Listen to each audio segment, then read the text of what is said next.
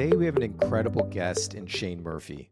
Shane and his co-founders, Derek and Travis, built Founded Technologies, which is a platform that allows businesses to easily incorporate and handle a number of other legal functions in a self-serve model. Shane and one of his co-founders, Derek, are lawyers themselves, which allows them to see the pain points of incorporation and the setup experience for business owners. The model they created allows for greater speed, lower cost, and overall great experience to the business owner. Shane and his co-founders scaled Founded Technologies from 2015 up to 2020, where they were acquired by RBC and rolled into Ownr, where now Shane acts as their current CEO. Shane, thank you so much for joining me. Hey, Mike, it's always good to chat with you. Thanks for having me here. So Shane, we go way back. I remember I think we went for lunch at like the York University, or was it the law school? Well, it's the old Osgood Hall, which is right downtown Toronto. It's the oldest building in Toronto, but yeah, it's like a cafeteria from the 1840s or something like that. And I remember it well, and I'm glad we've always stayed in touch. And it's funny, the backgrounds where two people in professional services, obviously us in accounting, and you and Derek at the time in law. And so interesting that you guys went down a path of getting into technology similar to us, but like you guys went full board into technology. And I wanted to start the conversation off, Shane, by asking, how did you, Derek, and Travis come up with the idea for Founded? And maybe you can give a bit of rather than me explain what Founded was as a business or is as a business, it's probably better coming from you. So maybe we start off with that and then we can jump into the origin story. That sounds good. I'll start with the overview of where we are today. So, as you said, I'm the CEO of Ownr, and prior to joining Ownr, I was the co-founder of a startup called Founded Technologies. But what Founded did and what Ownr does today is really we center on the process of starting a small business. That's where we found product market fit, helping entrepreneurs and really early stage businesses get incorporated and get everything structured properly legally from the start. So their share issuances, any board resolutions, the kind of stuff that a lawyer would typically do for an early stage company. We have done that as an entirely self-service online platform. So allowing entrepreneurs to get themselves incorporated with a little bit more confidence at the start is where we've really found our fit. And right now, to date, Ownr has incorporated or registered over 135,000 Canadian businesses. So we've done a lot of volume of Wow. businesses, which is great. I think we are becoming known as the one-stop shop for entrepreneurs to get off the ground, which is something I'm really proud of, and we'll talk about that. But getting back to your question about how did it all start, well, this is where Connect CPA and my founding team, we were kind of kindred spirits early on because I was a practicing lawyer, and although I enjoyed the practice of law, I did feel that this industry, the legal industry, was going to change and evolve over time. I didn't know exactly how it was going to change, but I felt like clients were more and more looking for technology-driven solutions. They were looking for predictability in billing and fees. So I wanted to be on the side that was pushing that change forward rather than staying in my career and letting change happen to me or around me. I wanted to drive it forward. So it's not like there was a brilliant light bulb moment where it was like, we should get in on incorporating businesses, but we spent a lot of time talking to early stage entrepreneurs and trying to understand really that market and what options do they have. Obviously, they could go to a lawyer and get this done, but the reality was many were doing things themselves, doing it poorly, trying to figure out how to file forms with the government and what internal record keeping they would need. So really, through a few pivots and turns along the road, we came down to the conclusion that the small business market was very comfortable doing this sort of work online, and the needs we were trying to solve for them were pretty uniform. There's not a whole lot of difference between incorporating a small coffee shop or incorporating a roofing business or Right. the full gamut of small business. We could serve pretty well, and they were comfortable doing it through technology. So those sorts of insights came to us, and then it was like, well, let's build an online incorporation solution, add on some things on top of that to make the product sticky, and talk a little bit more about the details. But it was really that. It started with Derek, who you mentioned, who was also a lawyer, and me, and we had one co-founder, Travis, who he himself was an entrepreneur and started businesses, and he was a software engineer developer, and he could build these solutions and build teams to build tech too. So we had the right team, and I can't say we had the right idea at the very start, but through a bit of playing around in the market and speaking to people, we found a solution that seemed to work, and that was the impetus that kind of set us on the road to get us to where we are today. And Shane, why did you start with incorporations? I know that that's one area which seems like brilliant, and like looking back on it, it's such a brilliant thing because I used to get companies incorporated prior to founded, where you'd question, it's not that you'd question the fees if your lawyer, you're dealing with a professional, and coming from professional services myself, you have a lot of mutual respect for other professionals helping you out. But why did you see an opportunity to start with incorporations and building a tech product around that? I think there's two sides to it. One is understanding the customer, and the other is understanding the business model and building the business. In terms of our customers, I mentioned this earlier, that I think the incorporation solution, what that looks like for a broad range of companies, is pretty similar. So we knew we could build something that wouldn't need to be radically revised depending on industry or the ambition of the company itself. So it incorporation fit with our user base. But from a business model, and I'm not going to say this is entirely worked out the way we thought it would, but the hypothesis was that in building a business, we would target companies at the earliest possible stage that we could acquire them. So incorporation seemed like a great time to bring them onto Founded or bring them onto Ownr, and then nurture them over time by offering them more advanced type of services through technology. So Right. day one would be incorporation, maybe month three would be an employment agreement or a contractor agreement, an Mhm. NDA, and then year one, year two, going down the road might be equity issues, so issuing shares or transferring shares, all the way up to building a employee stock option plan, which would be year 4 or 5 down the road. So it was looking at the long-term trajectory of these businesses and trying to think, what could we offer them at each stage. Incorporation checked out as the acquisition point, but we always had this ambition to offer more services, but we needed to find the companies who needed those advanced services too. Yeah, it's amazing. And I, as you as you looked at bringing on customers and getting product market fit, what would you say were some of the biggest challenges in getting that? Because I think a lot of companies, it's a default that they want to speak to a person, to their lawyer. There's a trust element. There's a prestige that's surrounded around being a lawyer and Mm-hmm. working with that trusted advisor. How difficult was it to get product market fit now that you were introducing technology and removing some of that human capital?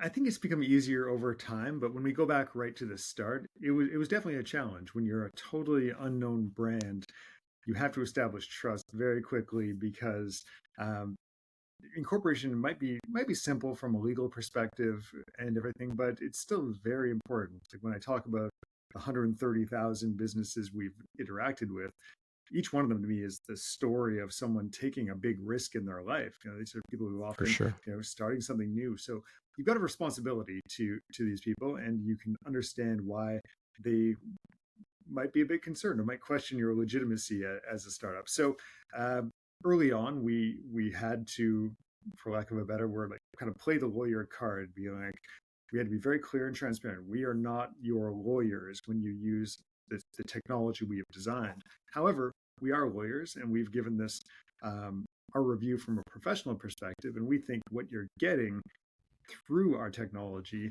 is just as good as what you would get from a lawyer, but it's not individualized, tailored advice. So there's that Right. very important caveat for regulatory reasons and otherwise, that we had to be very, very clear that we're not a law firm, but we're designed by lawyers. So the technology is embedded with legal knowledge and expertise.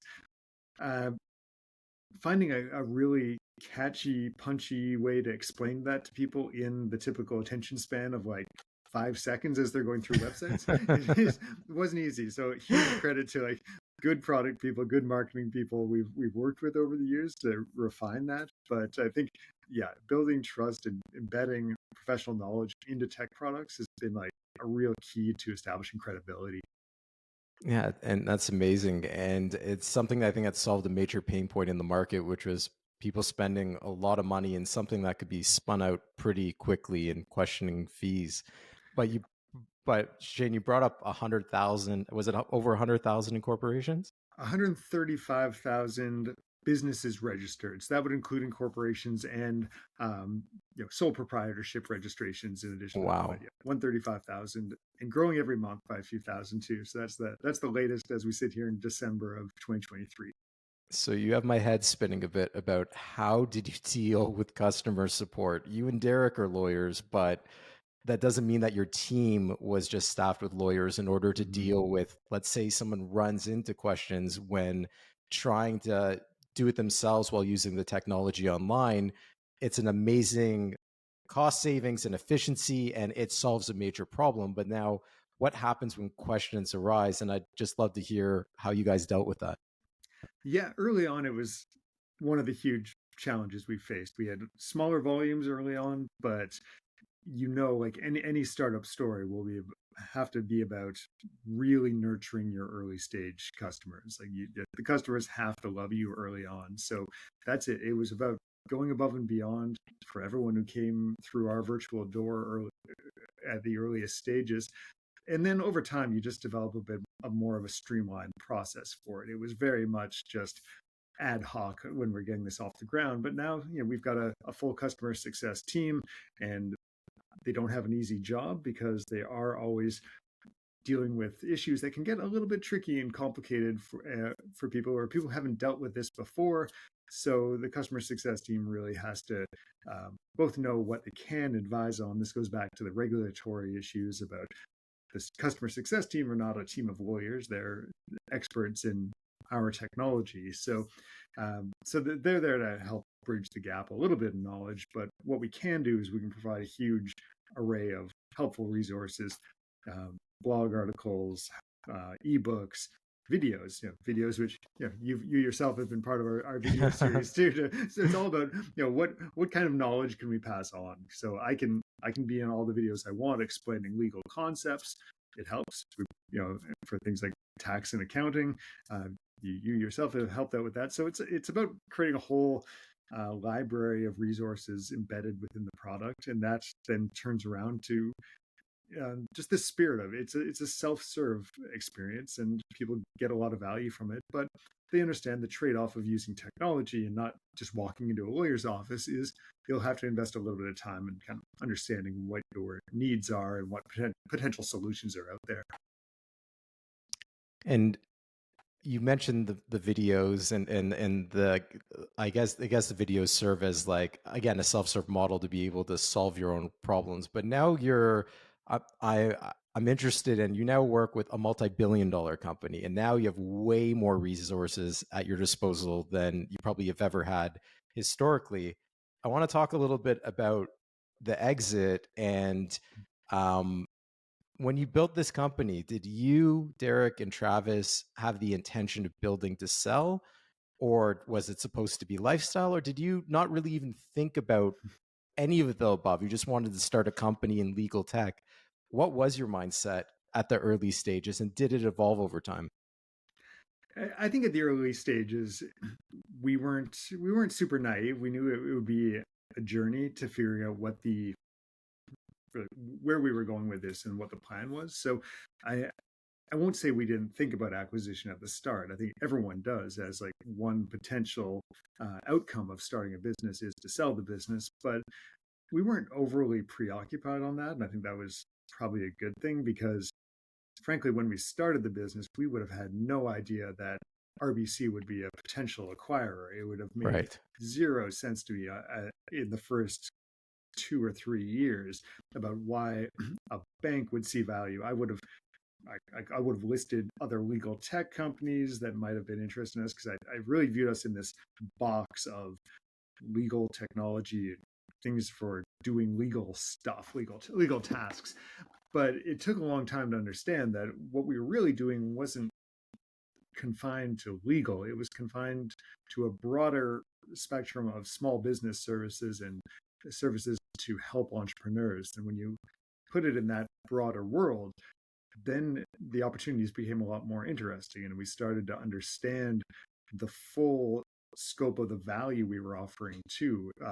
Obviously, there's value in charging people and making a profit on incorporation, but acquiring that user and having the trusted brand was far more valuable. So when you have the user, and a lot of companies are targeting small businesses, so we had them, and then it was a question, well, what more could we offer them? And yes, of course, there's like a self-serve, like we can get more value off each one, but I do legitimately turn the other way around and try to think the way an entrepreneur thinks when they start a business. So what are the questions they'll be asking themselves? They ask themselves, where do I incorporate?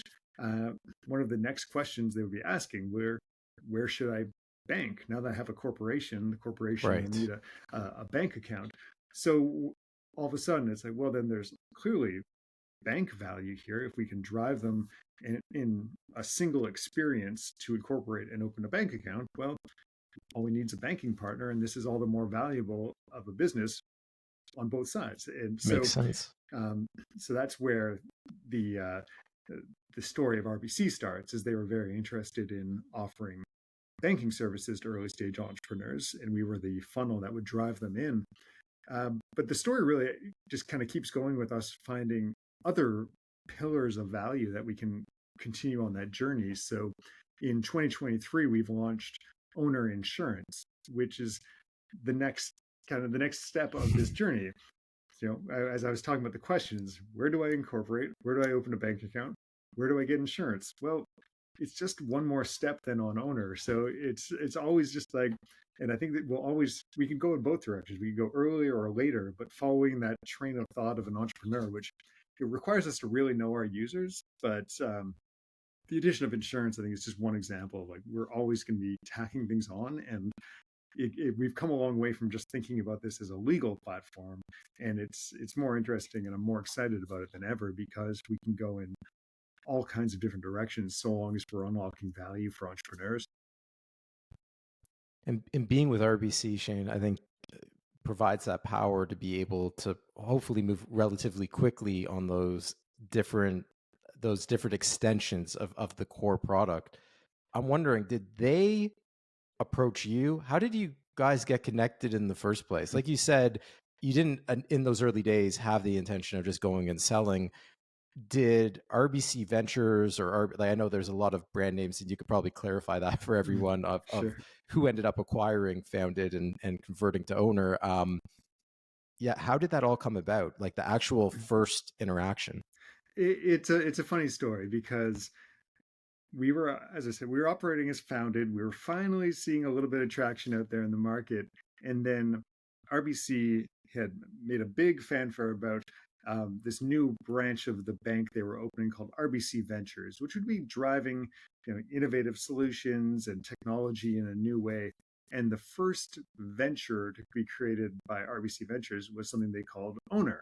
And Ownr was a very, very simple, just like a front end website, fill in the blanks about your business, and they're going to go file the paperwork and incorporate you. So Mhm. they were a competitor at the time they launched, but what they were lacking was all that automation technology that we built. Right. We had a fairly deep tech stack, and it had been tested to scale.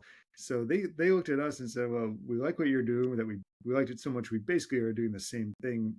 But their advantage was they had an unlimited number of people. Basically, they could throw at the problem. We had very few people and needed automation technology. So the first thing, to make this long story short, was we had a commercial agreement with RBC where every time someone incorporated through Ownr, it would be run through Founded's technology, and we would take a Okay. licensing fee off that. So effectively we were competing, but also working with them this way. bit of a strange way to operate in the market as a ambitious startup, but we adapted to the circumstances, and it wasn't a bad outcome. But if we jump ahead then to about early 2020, um, both this partnership had worked fairly well. The pandemic hits, the demand for online services of all kinds just skyrockets. First, we Right. thought we were dead, but that's a whole other story. We had about a week where it was like this is the end of the world. Then the next week, everyone's sitting at home incorporating businesses like never before. So Yeah. great thing for our business and a lot of volume through Ownr too. So we just had to have a heart to heart moment at some point and say, to really get the most impact out of this, we should join forces. And yeah, RBC made the offer to acquire. We closed the deal in late August, early September 2020, and 3 years later, I'm still here, and I took over the CEO role just about 7 months ago now. So I joined as Chief Operating Officer following the acquisition, and now I'm running Ownr as CEO.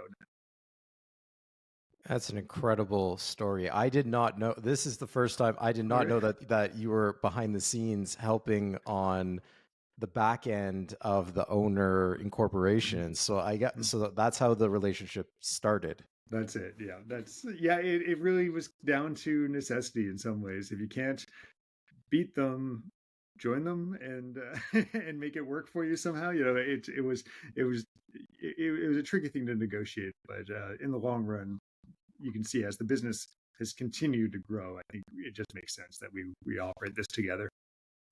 And Shane, you obviously have a lot of entrepreneurial spirit, meaning you from law school onwards, you've been down this path of entrepreneurship. You sold in 2020. We're now entering 2024. It sounds like you still have things you want to achieve with Ownr, with the product, with like now acting as CEO. Um, how are things different now being with a larger, like having more resources, being with a multi-billion-dollar bank and not in startup land with more limited resources? How have things changed, and what plans do you have currently? Yeah, I'm pretty open with the fact that being a part of this massive organization comes with pros and cons. It's not entirely as easy as it should be. Like Mhm. we have resources, and the bank is deeply committed to Ownr and deeply supportive of us. But also the reality is banks don't move like startups, and we have to Yeah. keep our autonomy and in our startup spirit intact to move the way we want to move and react to the market the way a startup would. So we definitely have a positive relationship, but we try to keep in our own world a little bit within RBC, so we're not totally absorbed by the mothership in that way. So we have our own brand and our kind of our own ethos about what we want to accomplish as much as possible, trying to just hammer home to our whole team that we're still in the early stages by my definition. We've come a long way, we've learned a lot, but there's a lot more that we can do with this business. So that's really what keeps me motivated and keeps me kind of in touch with the team, and that we have a super ambitious, bright team that wants to do more with this too. So in terms of our plans, you know, I'm not going to jump the gun and make product announcements here, but it really goes back to what I was saying earlier about listening to our users and following that path of an entrepreneur and providing value across that whole journey. So with insurance, we've gone a little bit farther down the line from incorporation financial service. So to give a bit of a preview, maybe I'll say we're also looking at the other direction. So what are the Mhm. questions people are asking themselves before they incorporate, before they kind of make the business official? They don't know necessarily how to get the confidence to start their business. So trying to attack that in some ways and saying, how can we make entrepreneurship more accessible and make more people feel comfortable taking the plunge into starting a business? That's something we're working on right now and asking ourselves those questions. And those are great questions to ask. And my final question for you, Shane, is, and I asked this to most of the people that we're bringing onto the podcast, is it took 5 years to go from startup origination to exit, and I'm sure you went through a lot of ups and downs over those 5 years. If you could take away like one or two lessons that you'd give to someone else starting a business right now, what would those lessons be that you'd take away? And you could take a second to think about it. I don't mean to put you on the spot. No, for me, I think it's really obvious from my story when I look back is that I started a business with people I really enjoyed spending time with and people I trusted. And when you're starting a business, you know you're going to be spending an incredible amount of time with your co-founders or coworkers. So that's probably the first thing for me is to know this is going to be a long road ahead of you and make sure you've got the right team as part of this journey with you. And that probably even speaks in a way about like solopreneurs and businesses of one. You're never going to be doing a business in entire isolation. There's always going to be people you're going to need for support and to bounce ideas around. So make sure you have the right community around you if you don't necessarily have co-founders.